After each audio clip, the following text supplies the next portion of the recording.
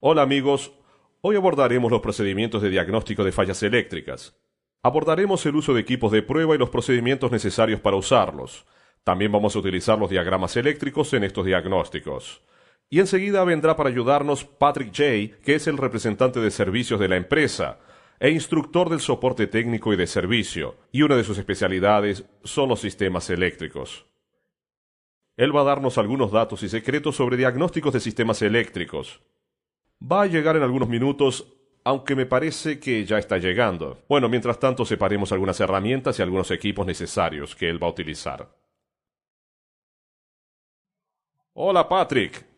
Hola, ¿qué tal? ¿Cómo estás? Bueno, ya sabes lo que hay que hacer en la sección de ajuste y tal vez podamos utilizar tu vehículo como ejemplo. Sí, necesito hacer algunos ajustes en el motor, verificar la correa y otras cosas que están funcionando mal.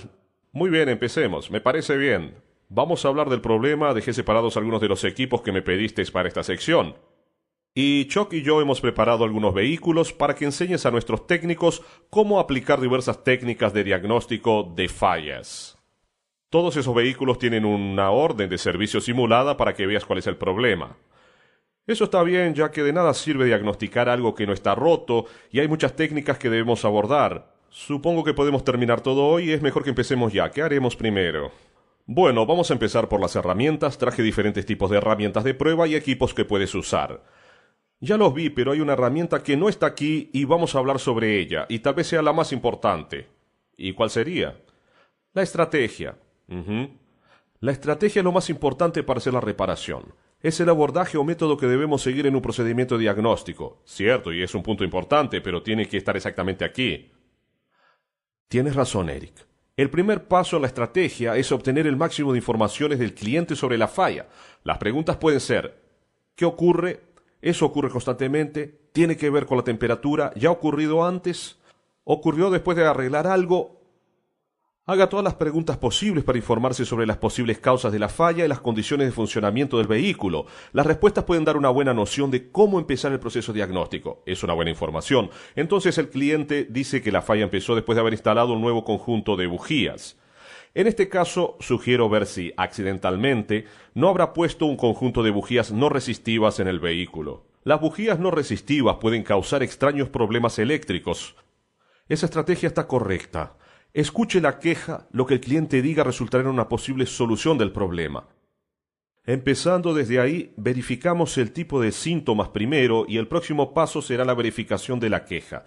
Hay que echar un vistazo general en el vehículo y verificar si el problema está ocurriendo todavía. Si no se detectan los síntomas en ese momento, será difícil hacer la reparación solo con las cosas que el cliente dice. Por otra parte, el defecto tal vez podría ser un funcionamiento normal del vehículo. Tienes razón, Patrick. Por ejemplo, un cliente de un cuatriciclo ATV deportivo dice que hay una falla de ignición en alta RPM y cuando uno lo prueba el vehículo no hace nada de eso. Puede ser que el cliente esté demorando para cambiar de marcha y está alcanzando el punto máximo del limitador de revoluciones antes de cambiar la marcha. Entonces no hay nada que arreglar en el vehículo. Esa sería una operación normal del vehículo. Hay que explicarle al cliente que se debe cambiar la marcha a la rotación correcta. Buen ejemplo. Luego, antes de empezar la reparación, haga una rápida inspección visual alrededor del vehículo. Se sabe que gran parte de los problemas eléctricos pueden encontrarse en esta etapa. Algo sencillo como desconectar y conectar algo puede resolver el problema.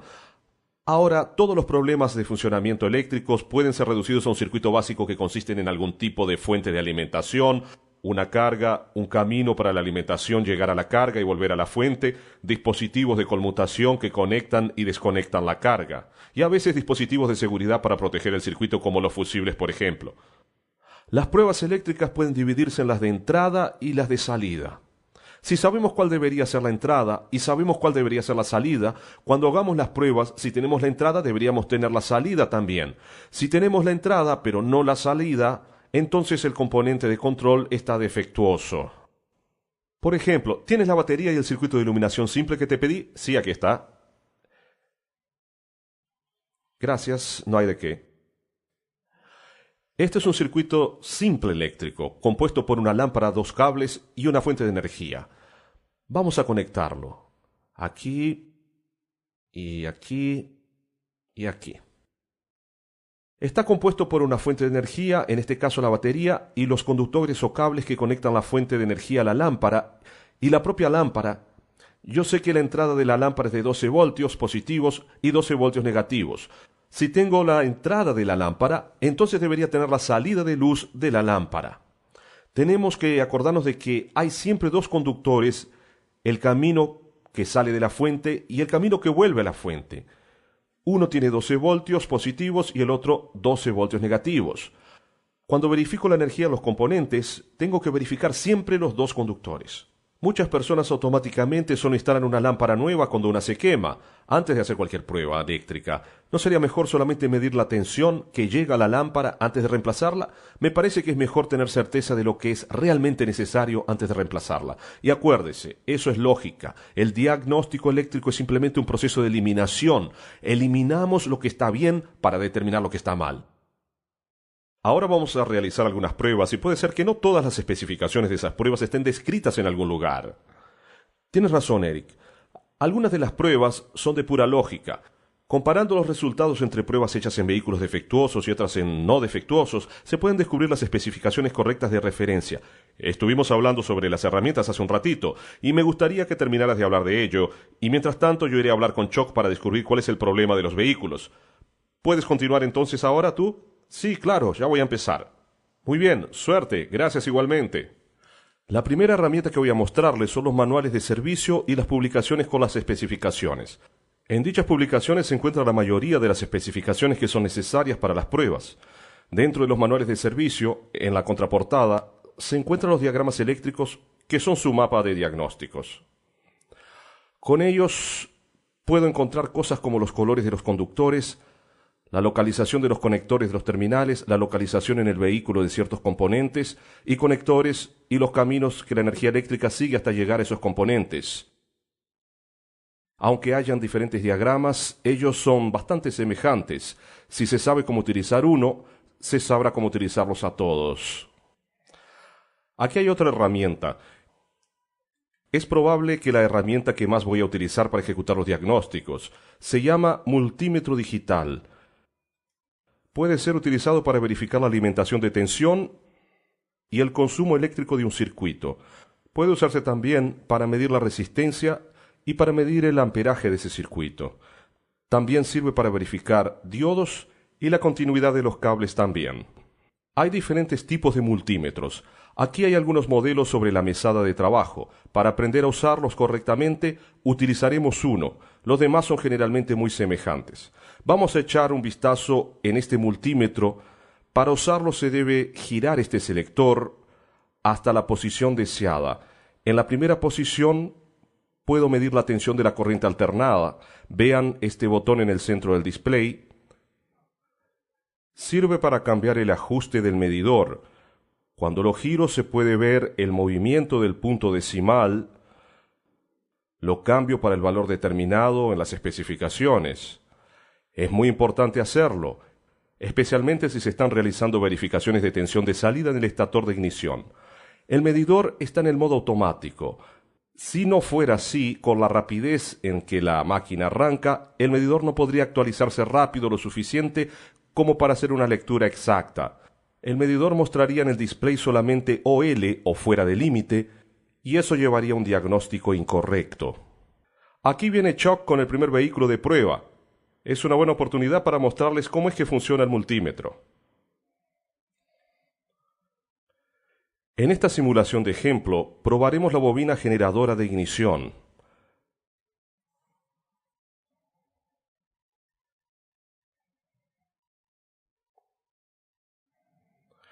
Conecto aquí el multímetro y realizo la prueba.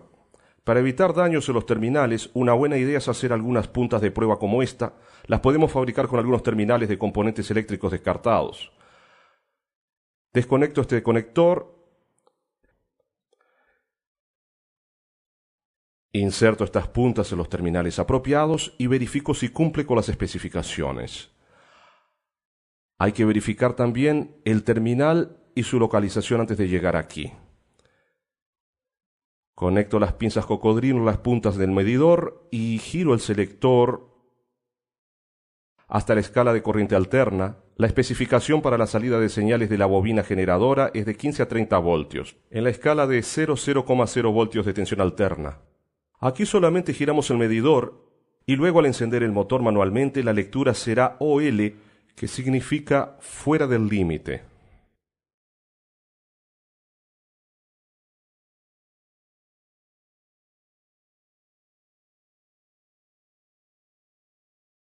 Cuando ajusto el multímetro en la escala correcta y encendemos el motor de nuevo, podemos ver que la medición entra directamente a la medida de 15 a 30 voltios de la especificación. Presione el botón, observe el punto moviéndose hasta llegar a 00.0 voltios de corriente alterna. Y lo intentamos de nuevo.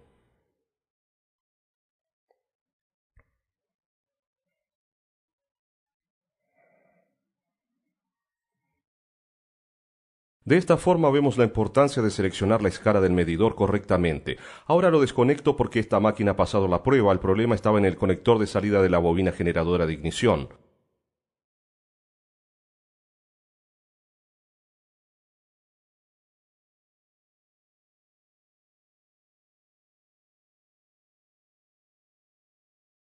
Podemos ver en estos otros medidores que ellos tienen métodos de selección de la escala apropiada. En este se puede ver el botón que está aquí, presionándolo para seleccionar la escala correcta. En este otro se necesita girar el selector, yendo hacia la escala de voltios de corriente alterna, moviéndolo hasta la escala correcta. En este se pone el selector en la tensión alterna AC y el botón para seleccionar la escala correcta está aquí. Fíjese atentamente dentro de qué escala debe de estar cuando consulte las especificaciones. Ahora la próxima posición, aquí en el multímetro, es la tensión DC de corriente directa. En circuitos de alimentación de batería no es necesario cambiar la escala porque el medidor tendrá mucho tiempo para hacer la lectura. En esta posición puedo medir pequeñas cantidades de corriente continua hasta de 300 milivoltios, que son 3/10 de un voltio. La próxima posición es para medir resistencia. Al efectuar las verificaciones de resistencia, primero compruebe que no hay energía de alimentación conectada y también desconecte los componentes del circuito para aislarlo. Cuando esté midiendo la resistencia, evite tocar las puntas con los dedos, ya que eso podría producir una lectura falsa. Y además de la lectura falsa, la tensión que pase por el multímetro podría dañarlo. Y al hacer una lectura de resistencia, asegúrese de mirar aquí a la derecha para ver si la M de megohmios o si la K de kiloohmios o el símbolo de omega de ohmios aparecen. Para medir la resistencia se puede dejar el multímetro en este modo o en otra escala semejante a esta. La próxima posición es la de prueba de diodos y para la señal de continuidad. Se verifica el diodo para saber cuánto de tensión usa para llegar al otro lado de la zona de depleción en su interior. Vamos a medir uno. Esto es un diodo. Esta medición es solo para ver si la corriente circula en una dirección del diodo y también para ver si se limita a conducir en una dirección y no en la dirección opuesta. Medimos en esta dirección aquí, vemos que la lectura es OL o fuera del límite. Ahora invierto las puntas y hago la lectura, veo 0,463 voltios al pasar por la zona de depleción del diodo. Verifique el diodo en la posición de diodos, pero ¿qué pasa si lo mido en la posición de resistencia? Cambiamos para probar la resistencia aquí. Se pueden ver aquí 1.109 megohmios, o sea, millones de ohmios, lo que no es una buena lectura. Cuando se verifica un diodo, también se debe hacer la lectura en la dirección correcta, no en la otra. Si se hace una lectura en el sentido opuesto, el diodo mostrará un cortocircuito.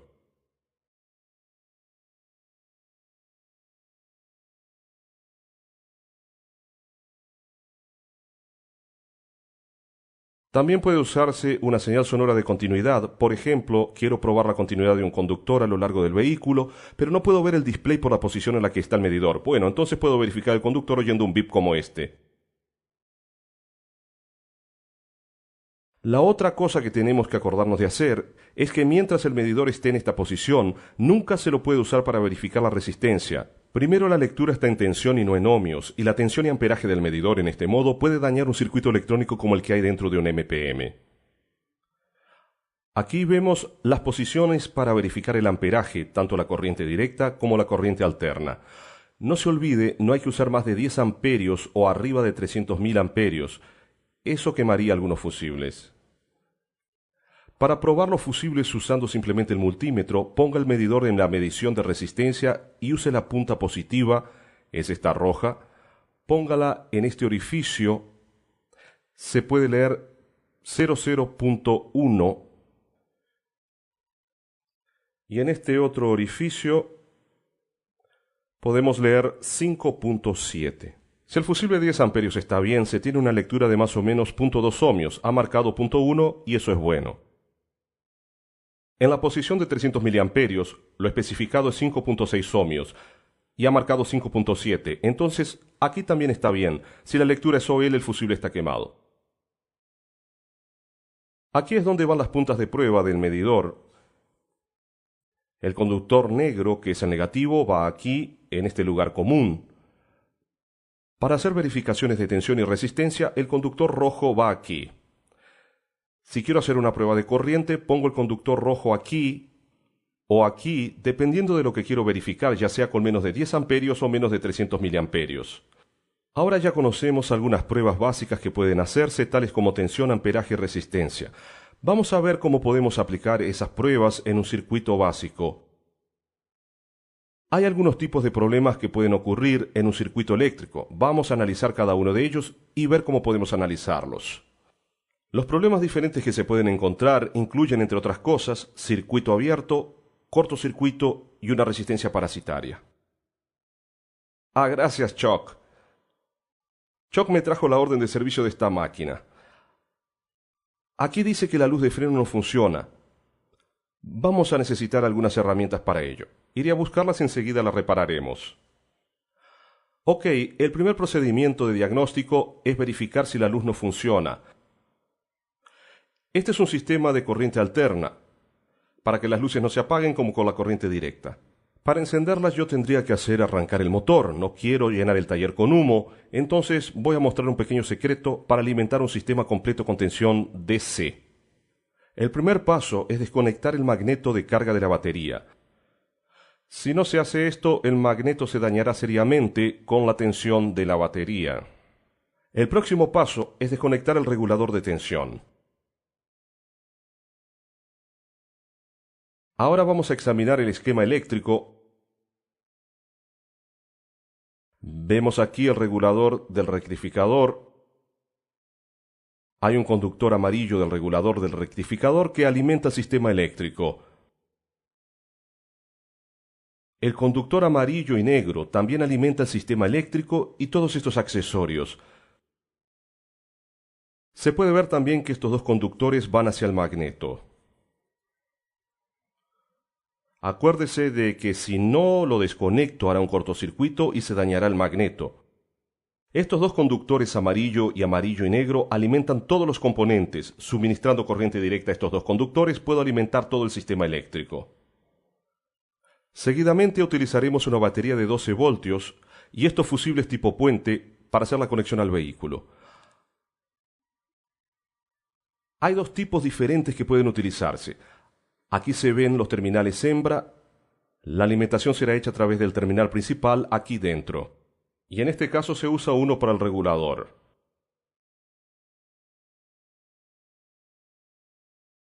Voy a conectar el conductor rojo al amarillo y el conductor negro al conductor negro y amarillo. Durante el diagnóstico considere que el conductor amarillo tiene 12 voltios positivos y el conductor amarillo negro tiene 12 negativos. Ahora lo conectamos a la batería.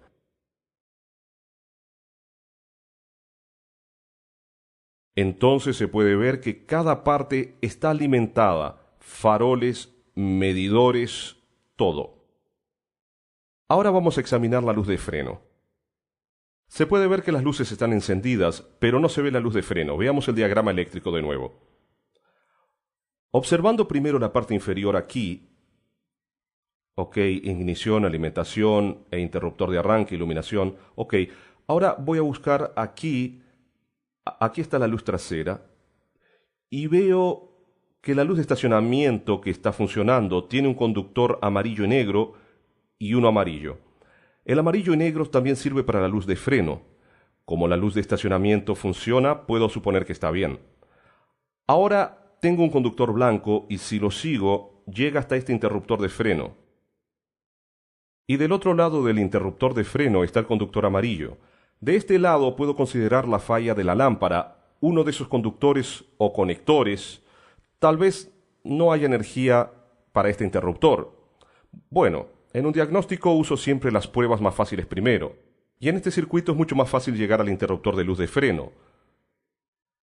Solamente tiro esta pequeña goma para atrás para exhibir los conductores. Aquí están, dos herramientas que vamos a usar para probar este interruptor.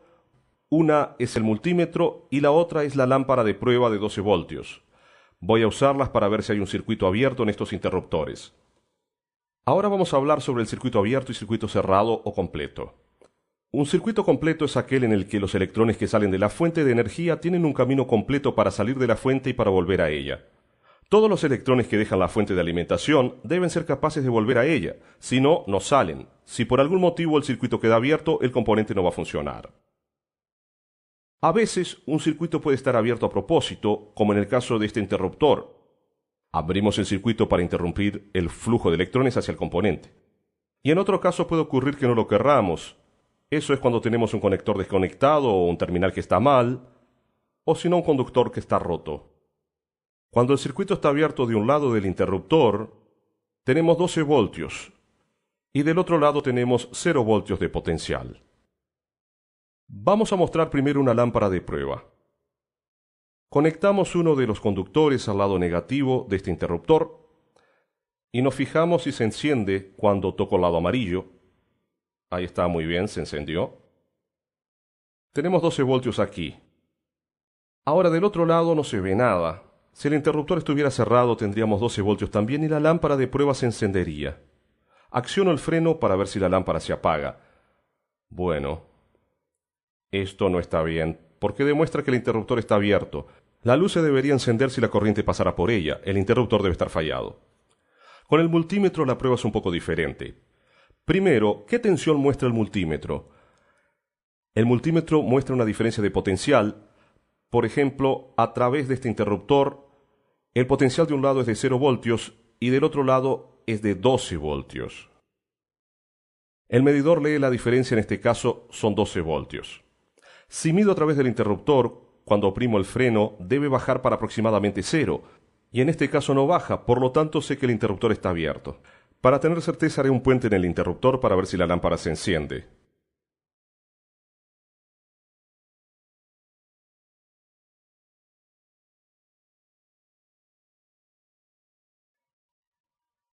Ahora la luz está encendida, entonces tiene que ser el interruptor. Le pondré un nuevo interruptor y volveré enseguida. Bueno, ya he instalado el interruptor y como pueden ver la luz de freno funciona. He acabado de verificar mi reparación. Ok, la luz de freno funciona, pero en este caso quiero mostrar el multímetro y la luz de prueba. Primero con la luz de prueba y ahora acciono el interruptor a través del freno y podemos ver que la lámpara se apaga. Ahora con el multímetro lo conecto y veo inicialmente 12 voltios. Cuando acciono el freno cae a aproximadamente 0 voltios. Se puede verificar más que interruptores abiertos con esta prueba. Se pueden también probar conductores o conectores abiertos. Por ejemplo, si este conductor estuviera abierto y el circuito estuviera conectado, se podría verificar desde aquí o tal vez hasta aquí. Si hay 12 voltios el circuito está abierto y cuando esté en aproximadamente 0 puede estar abierto en algún otro lugar. Solo una cosa más, al probar un circuito abierto, si se está probando la tensión en un sistema abierto con corriente alterna, ajuste la escala para la tensión alterna AC y haga la prueba de la misma manera, tendrá el mismo resultado. Bueno, eso es todo sobre pruebas de circuitos abiertos. Chuck, ¿puedes traerme otro vehículo, por favor?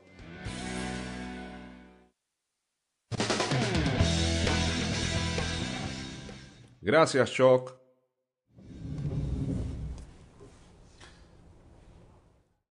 Aquí tenemos un reclamo de que el medidor de combustible no funciona. Activaré el interruptor de arranque que está aquí durante 30 segundos. El medidor muestra que está vacío. Bueno, déjenme hacer solo una rápida inspección visual. Ok, no veo ningún conector suelto y el tanque de combustible está por la mitad. Me parece que voy a tener que hacer un diagnóstico más profundo. Para probar este indicador de combustible voy a necesitar el manual de servicio, un multímetro y este potenciómetro. En este diagnóstico el potenciómetro es un resistor variable que reemplaza la unidad de envío. Primero echemos un vistazo en el esquema eléctrico de este vehículo. Bueno, mirando aquí veo que alrededor existen componentes separados. Aquí está el sensor de combustible y los colores de los conductores son rosado y negro. Alrededor del indicador veo los colores de los conductores negro, violeta, rosado y azul. Fíjense que en un Skidoo cualquier conductor violeta tiene 12 voltios positivos y este negro tiene 12 voltios negativos. La primera cosa que voy a hacer es una prueba atrás del conector a ver si tengo 12 voltios de alimentación en mi medidor. Pongo las puntas de prueba a las clavijas 24 y 25 de este conector, usando una clavija con mucho cuidado para no dañar el sellado de silicona. Ahora conecto la pinza a cocodrilo.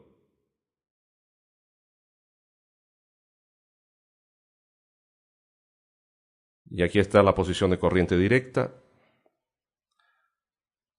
Ahora activo el sistema eléctrico y veo que hay 11,6 voltios y está correcto. Consultemos el manual de servicio en la sección de instrumentos y accesorios.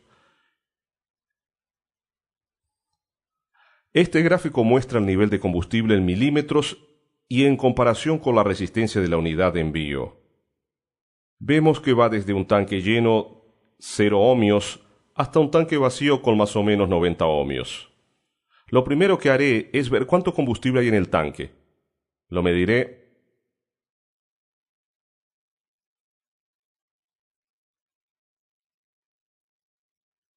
Muy bien. Hay aproximadamente 200 milímetros, más o menos 8 pulgadas de combustible en el tanque. Si nos fijamos en este gráfico, la resistencia tendría que ser de aproximadamente 47,8, más o menos 2 ohmios, en esta cantidad de combustible.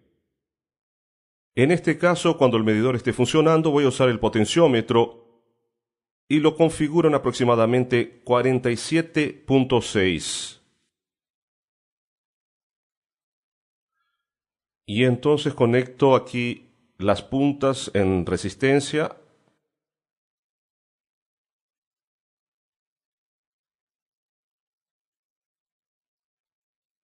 Y giro el potenciómetro en la dirección correcta para lograr aproximadamente 47,6 con una tolerancia de más o menos 2 ohmios.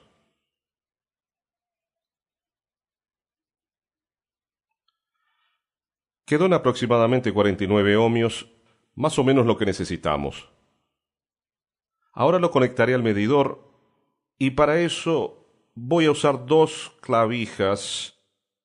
Voy a intentarlo aquí. Necesito desconectar el sensor de combustible y conectar el potenciómetro a través de los conductores que van hacia el medidor.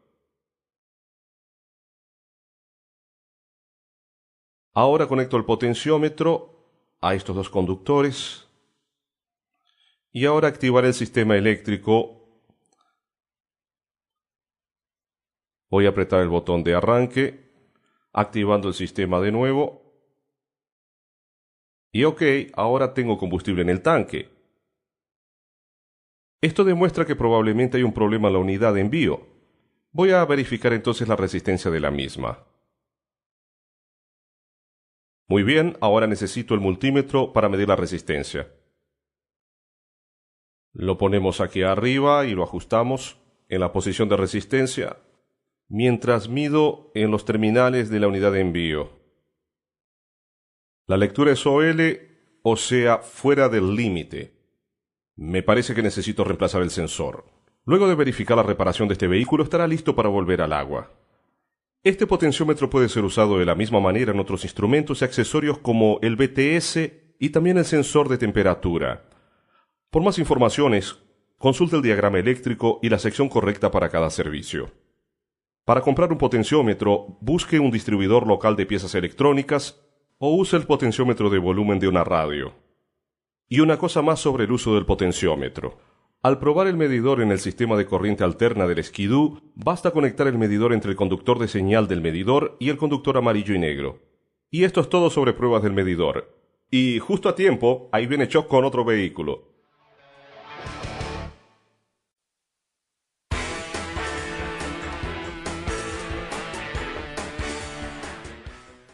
Bien, el reclamo del cliente de este vehículo es que el calientapuños del lado izquierdo no está calentando mucho. Otras informaciones en la orden de servicio dicen que funcionan bien en la posición de alta intensidad, pero no funciona en baja intensidad. Al verificar la queja debo hacer también una inspección visual. Para este diagnóstico voy a usar este multímetro y este manual de servicio. Primero voy a echar un vistazo en el diagrama eléctrico.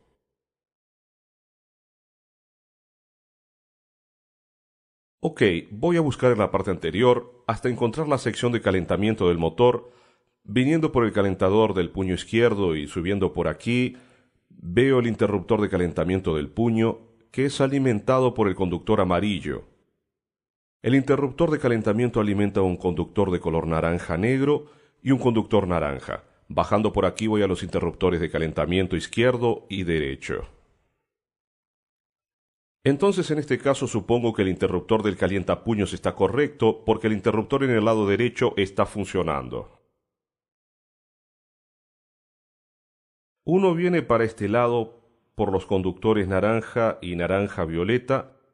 Necesito hacer una prueba de resistencia y verificaré 6HG5, 6HG6 y 6HG4.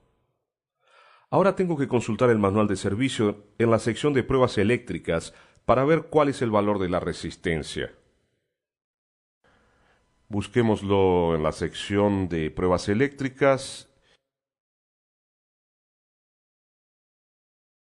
Y aquí podremos saber cuál es el valor correcto en ohmios. Y en los conductores amarillo, negro y naranja de alta intensidad es de 8.73 a 10.77 ohmios. Volviendo al diagrama eléctrico puedo ver el 6HG4, 6HG5 y 6HG6. El 6 es la localización en el vehículo. El 6 está arriba de la consola, en esta área. Entonces vengo y abro la capota y HG sería entonces el mismo conector. Los números 4, 5 y 6 serían la localización de los terminales en el conector. Una observación sobre pruebas de resistencia. Altas temperaturas afectan la resistencia que alcanza el nivel más alto. Cuando más fría la temperatura, más baja la resistencia. Todas nuestras especificaciones son dadas a 68 grados Fahrenheit o 20 centígrados. Si hay una temperatura superior o inferior a esa, puede ser que el componente tenga una falla. Si la temperatura es más o menos la de las especificaciones, la pieza puede estar en buenas condiciones. Vamos a echar un vistazo y volvemos al conector. Aquí hay un código correcto del color del conductor. Necesito desconectarlo. Para hacerlo, aprieto estas dos lengüetas juntas aquí y quito el conector completo. Aprieto las lengüetas, separo el conector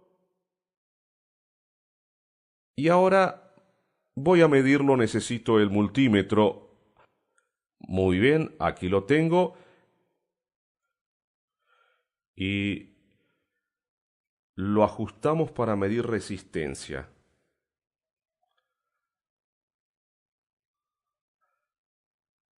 Localizo el color correcto del conductor y los números. Aquí tenemos 4, 5 y 6. Los colores están correctos.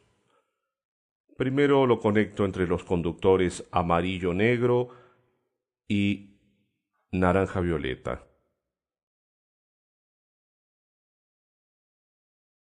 Y vemos que la resistencia es 11.9 ohmios. Está correcto. Ahora entre el conductor amarillo y negro y el naranja. ¡Oh! Fuera del límite. No está correcto. Parece que tendré que reemplazar el calentador del puño. Para hacerlo, voy a retirar los terminales del conector. Quito solamente esta clavija en T. También voy a necesitar algo para separar la parte trasera del conector.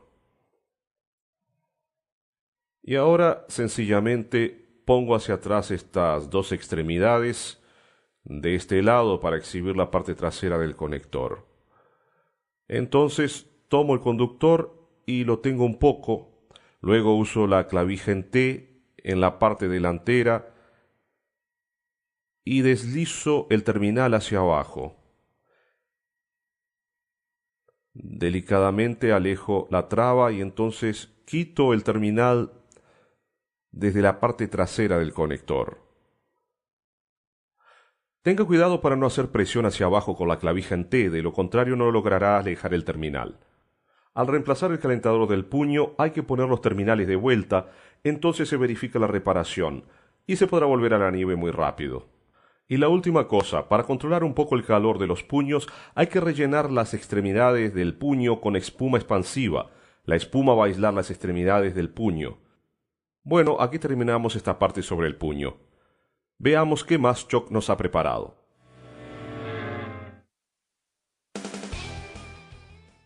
Gracias, Chuck. Vamos a echar un vistazo en este vehículo que Chuck nos trajo. La orden de servicio dice que el ventilador no funciona. Menciona también que el interruptor del ventilador fue reemplazado y otras informaciones dicen que el ventilador funcionó después de la reparación, pero por poco tiempo. Vamos a pensar sobre esto un instante. Si hay una falla que se repite en el mismo componente en una máquina, tal vez exista algo más que esté causando la falla. Voy a preparar algunas herramientas y para empezar el diagnóstico usaré las siguientes: un multímetro, algunos conductores para hacer puentes, conductor de derivación y 2 amperímetros inductivos. Primero miraremos el diagrama eléctrico.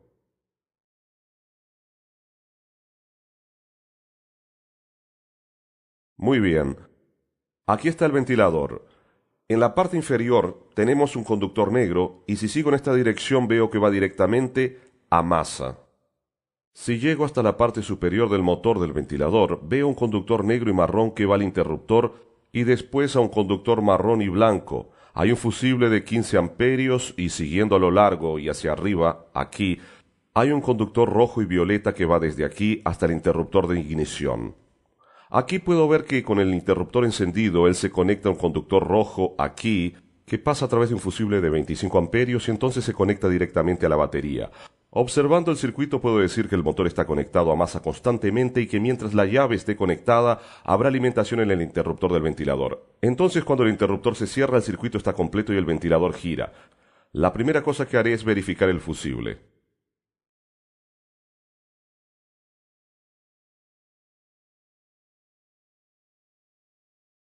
El fusible está bien, pero hay algo mal. Tiene 20 amperios. Vamos a poner el fusible correcto.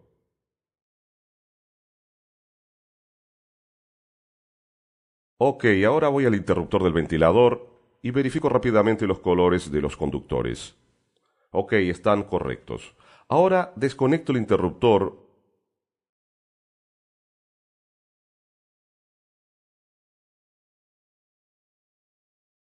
Utilizo este cable para hacer un puente.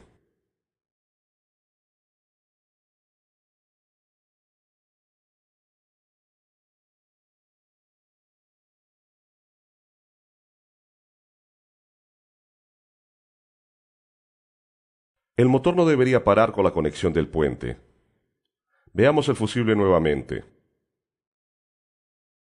El fusible está quemado y yo diría que por lo que veo está sobrecargado. Y sabemos que hay dos formas de quemarse.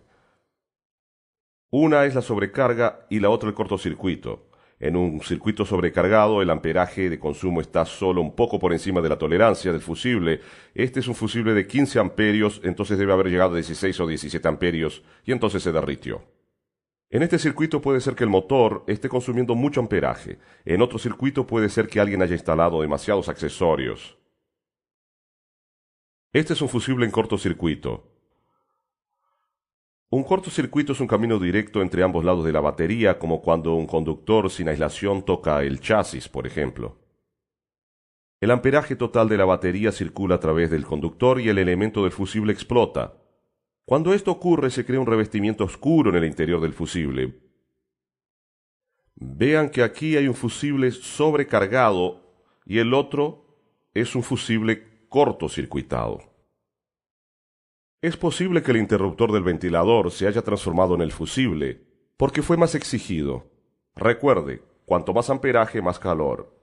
Vamos a ver cuánto amperaje el ventilador está consumiendo. Existen algunas maneras de verificar. Una de ellas es con un multímetro, como este.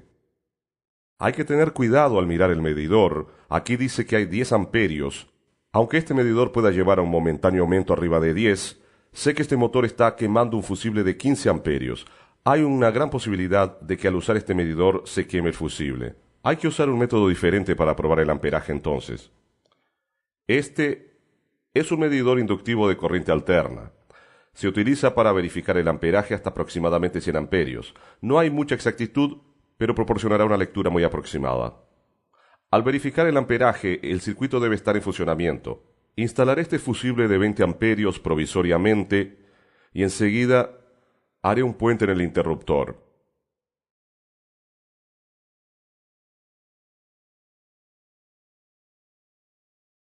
Para utilizarlo lo pongo directamente sobre el conductor y así obtengo la lectura. En este caso marca alrededor de 15 amperios. Para obtener una lectura más exacta voy a usar esta pinza inductiva. Para usar la pinza inductiva necesito desconectar los conductores de mi multímetro y conectar los cables de la pinza amperimétrica. Próximo paso, active la pinza amperimétrica. Dejo que se caliente un poquito. Cambio el selector a la escala de 300 milivoltios. Y enseguida giro esta perilla hasta llegar a una lectura aproximada de 0 en mi multímetro. Una vez que el multímetro esté en 0, pongo mi pinza amperimétrica alrededor del conductor. Y entonces conecto el circuito. El circuito, en este caso, la lectura es de 17,8 amperios y nuevamente vemos que está por encima del límite del fusible. Otra manera de verificar el amperaje es a través de la capacidad de los medidores, es usando la derivación de corriente de alto amperaje. La derivación es una manera de usar la caída de voltaje sobre la longitud del conductor como una lectura de amperaje. Es un tipo de truco matemático. Déjenme que les explique por qué es un truco matemático. La resistencia de este conductor es de 0,001 ohmios. Entonces vamos a asociar este número a la ley de Ohm. La ley de Ohm afirma que el amperaje multiplicado por la resistencia es igual a la tensión. Como en este conductor estaban circulando 2 amperios y siendo que la resistencia del conductor es de 0,0001, entonces la fórmula es 2 amperios por 0,001, que es igual a 0,002 voltios. Como vemos, multiplicamos el número por 1 y cualquier valor multiplicado por 1 es el mismo. Entonces, el resultado fue 0,002 voltios, que es igual a 2 milivoltios. Entonces, siempre el amperaje que fluye por este conductor puede ser medido por una caída de tensión de 2 milivoltios. Para usar la derivación, conéctela en serie con el polo negativo de la batería.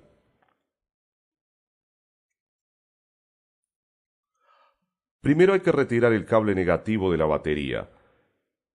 Después conectamos el conductor de derivación, apretamos el conductor y luego conectamos el otro extremo del conductor derivado al cable negativo de la batería.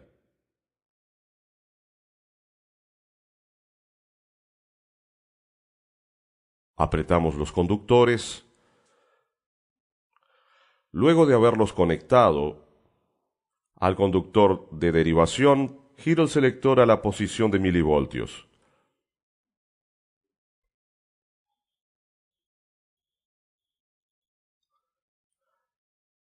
Luego alimento el ventilador. Entonces aquí podemos ver la lectura nuevamente y es casi la misma. Sabemos que cuando no hay una especificación en el manual de servicio, la única manera de obtener la información es comparar el valor obtenido con un valor correcto conocido. Y ya verifiqué el manual y no hay valor especificado para el amperaje consumido por el ventilador. Yo he probado otro y llegó hasta aproximadamente 5 amperios. Este consume más.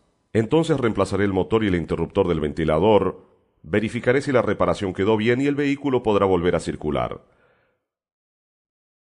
Gracias, Chuck.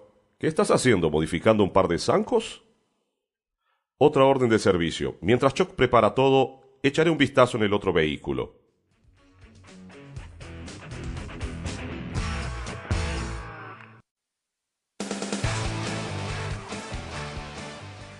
La orden de servicio de esta máquina dice que hay un problema eléctrico de arranque. Sin embargo, está disponible el arranque manual. Y veo que no cambia mientras funciona. Entonces vamos a verificar ese reclamo, empezando por la inspección visual y veremos el diagrama eléctrico. Estamos buscando lo que puede haber en común en estos dos sistemas.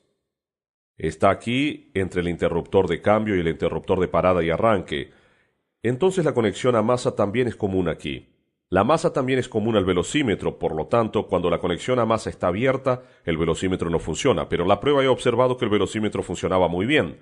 Así puedo eliminar la posibilidad de que el conductor quede abierto. Mirando aquí veo el solenoide de cambio. También veo que los conductores blanco y rojo suministran alimentación común. Y si sigo este conductor de vuelta, veo que alimenta el solenoide de arranque. Y si continúo siguiéndolo, veo un fusible de 15 amperios que recibe alimentación. Trabajemos en el vehículo y revisemos el fusible. Chuck ha retirado la tapa plástica para que podamos ver mejor lo que estamos haciendo aquí. Déjenme retirar la tapa de la caja de fusibles y usaremos esta parte de la tapa para retirar el fusible. La inserto en la parte superior del fusible y lo retiro. El fusible está quemado y mirándolo veo que lo que ha pasado aquí es que ha habido un cortocircuito. Un cortocircuito ocurre cuando los electrones de una batería tienen un camino corto para fluir de vuelta hacia la batería. El calor resultante del amperaje quema el fusible. Esto puede ocurrir por varios motivos. Primero, el solenoide de cambio y el de accionamiento de arranque pueden estar en cortocircuito interno. También hay posibilidad de que el conductor rojo esté rozando la masa del chasis o del motor. El primer paso del proceso es eliminar el solenoide. Para eso puedo hacer dos cosas. Puedo desconectar todos los solenoides y entonces instalar un fusible nuevo, luego conectar un solenoide de cada vez hasta que el fusible se queme. Este no es el método preferible porque desperdicia un fusible. Lo mejor es usar una lámpara de prueba como la que tenemos aquí. Vean. La conectaremos a través del portafusibles y la lámpara se encenderá. Entonces puedo desconectar un solenoide de cada vez hasta que la lámpara se apague. Vamos a intentarlo.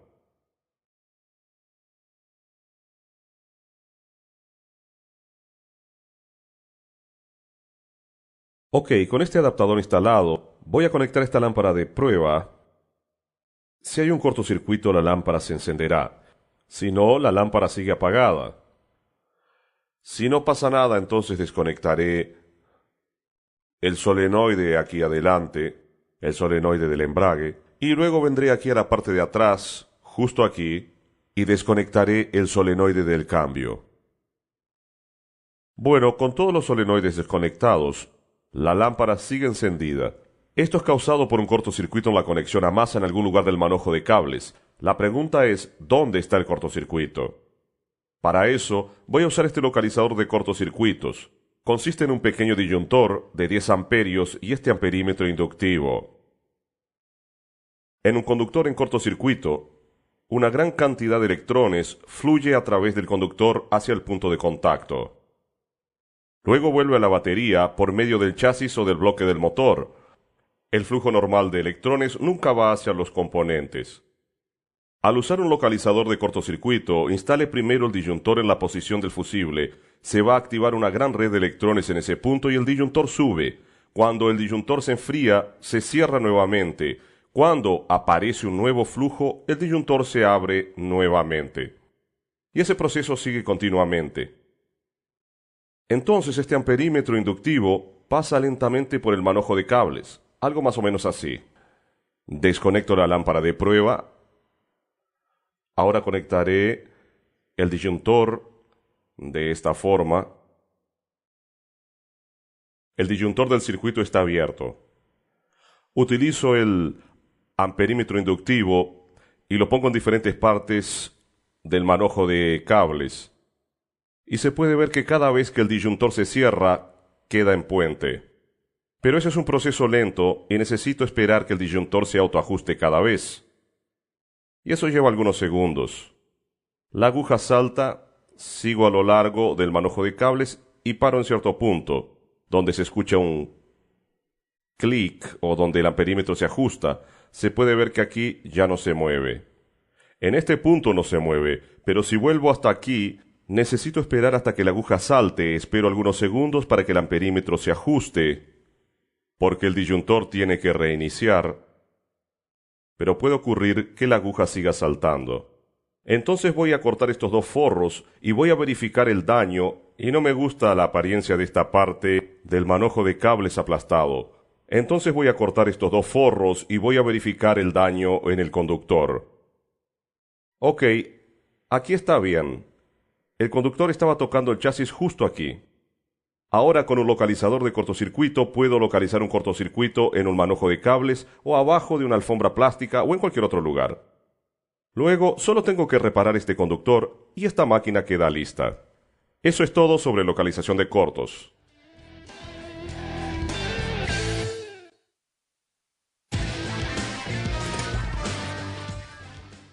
Gracias de nuevo, Chuck.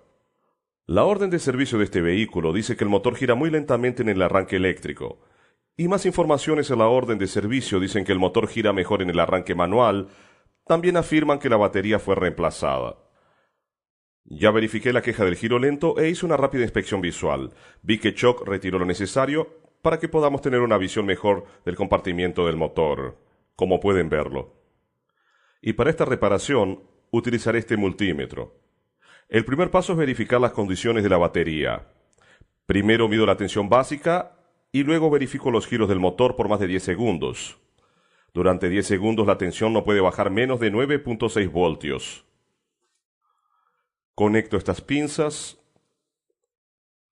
al multímetro y a la batería.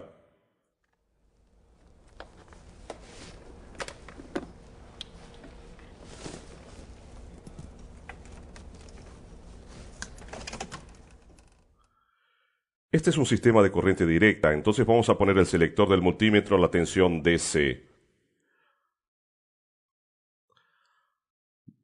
Veo que la tensión básica de la batería es de 11.9 voltios. Lo hago arrancar entonces. La caída total es de 10.21 voltios, y por lo tanto, es información suficiente de que la batería tiene energía para hacer arrancar el motor con más velocidad. Lo que haré a continuación es una prueba para ver cuántos amperios el motor de arranque consume de la batería. Para esta prueba voy a usar esta pinza amperimétrica.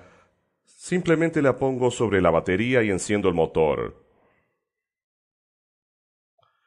Conecto la llave, instalo las piezas del multímetro y giro el selector hasta 300 milivoltios. Necesito ajustar el multímetro en 0 también. Y tratamos de llegar lo más próximo posible a 0. Ahora pondré el motor en funcionamiento de nuevo.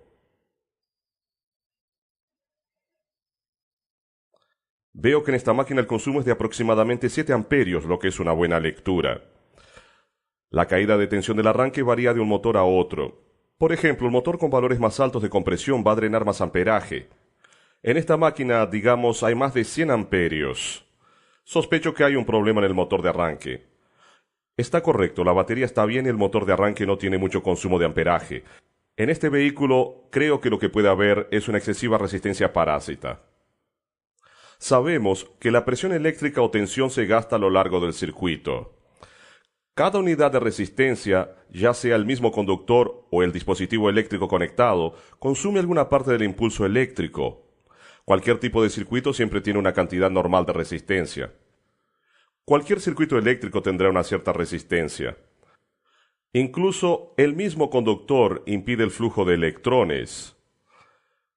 Cuando la resistencia se vuelve excesiva, provocando un funcionamiento precario de la unidad, las causas de excesiva resistencia incluyen conductores más finos que lo recomendado, conductores rotos en un manojo de cables y conexiones incorrectas y otras cosas también. Recuerde que esas condiciones producen una resistencia adicional en el circuito, y esa resistencia parásita utiliza parte de la tensión de operación. Como resultado, hay tensión insuficiente en los faroles, en la batería y en el motor de arranque, etc., para producir la acción deseada. Hay otras maneras de encontrar una resistencia parásita. Uno de los orígenes es que en un circuito, debido a su conexión incorrecta, podemos decir que la conexión incorrecta reduce el tamaño del camino, haciendo que pasen menos electrones. Como resultado, no hay suficientes electrones pasando al motor de arranque, haciéndolo girar más lentamente. La resistencia parásita consume una pequeña cantidad de esta tensión. Eso se llama caída de tensión. Comprender correctamente la caída de tensión es de gran importancia para cualquier técnico. Una manera rápida y fácil de verificar la condición de un circuito es que la caída excesiva de tensión en el circuito de arranque va a resultar en baja tensión del motor de arranque y, consecuentemente, el motor girará más lentamente. La caída excesiva de tensión en el circuito del farol también resulta en baja tensión en los faroles y debilita su capacidad de iluminación. Utilizaré la pinza amperimétrica para hacer la prueba de caída de tensión. Pongo las conexiones de la pinza en el medidor y seguiré con los otros pasos. Fíjense que ahora encenderé el motor repetidamente. Es para evitar el sobrecalentamiento. Primero, no lo deje encendido más de 15 segundos consecutivos. Y segundo, hay que dejar un intervalo de 2 segundos entre cada medición para permitir el enfriamiento del arranque. Seguidamente, desactivo el sistema de ignición para que el motor no arranque. Ponga el multímetro de forma que pueda leerse desde el asiento del conductor o el compartimiento del motor. Es bueno que haya alguien ayudándolo a encender el motor. Confirme que las puntas de prueba estén conectadas a la batería y enseguida encienda el motor, observando la lectura de tensión. ¡Hey, Chuck! Por favor, ¿puedes apuntar estas mediciones?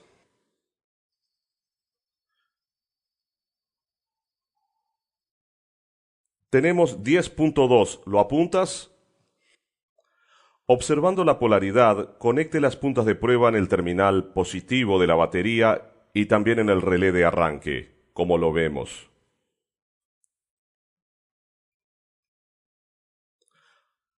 Ajusto el multímetro para la escala de tensión directa DC alta, confirmando que las puntas de prueba estén conectadas directamente al terminal de la batería en el polo relé y no en los conectores de los conductores.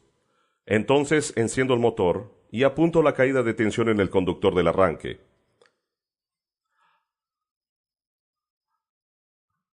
Aquí tenemos 3.6. Chuck, ¿puedes apuntarlo?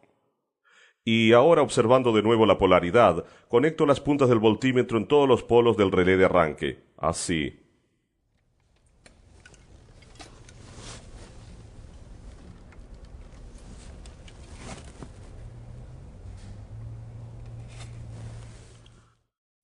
Los contactos del relé de arranque están abiertos en este momento y entonces el voltímetro muestra la tensión de la batería. Cuando el circuito de control de arranque se cierra, la conexión de arranque fluye y el multímetro muestra la caída de tensión a través del relé.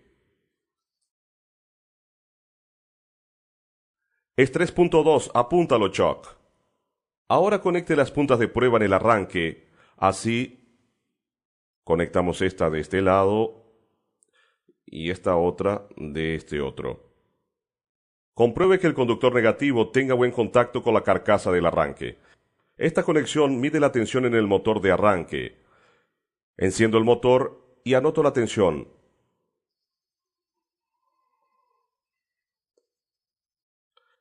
Está en 7.1. ¿Puedes apuntarlo, Chuck?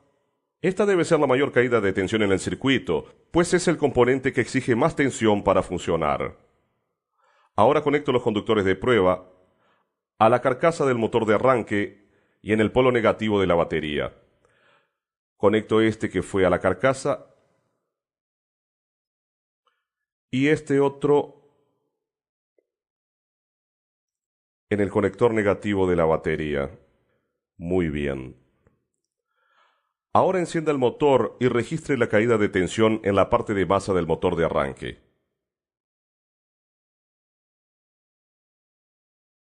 Tenemos 1.3, Chuck. Chuck, ¿me puedes pasar las mediciones ahora? Gracias, Chuck.